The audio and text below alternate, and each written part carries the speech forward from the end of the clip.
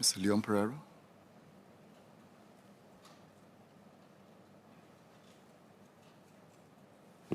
Thank you, sir. I would like to pose a clarification to the Honourable Member, Mr. Liang Eng Hwa, on the speech that he made. I wanted to do it earlier, but I wasn't fast enough raising my hand.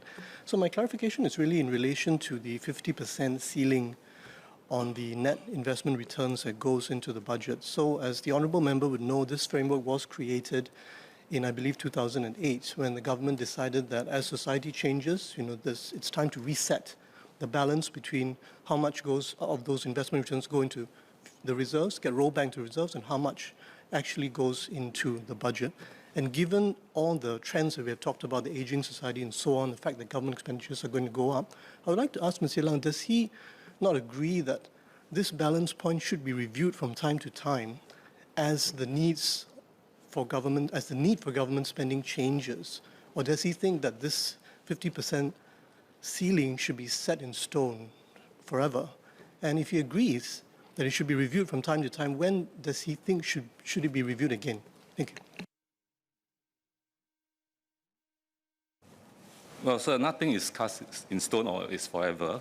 But in my view, we have not come to the dire state where we have to make changes to that differences. Bearing in mind that we want to continue to accumulate the reserve so that we can reinvest them and you can get the returns benefit straight the year after. And looking at the expenditures that we're seeing, I mentioned a few, not just the healthcare, but even some of the infrastructure, some energy resilience and so on. We're in need of high, as the spending is just going to escalate. And at this point in time, we should safeguard as much as we can the finances. Always bear in mind that reserves are backstop, that we want to be able to deal with situations such as what we've seen in COVID.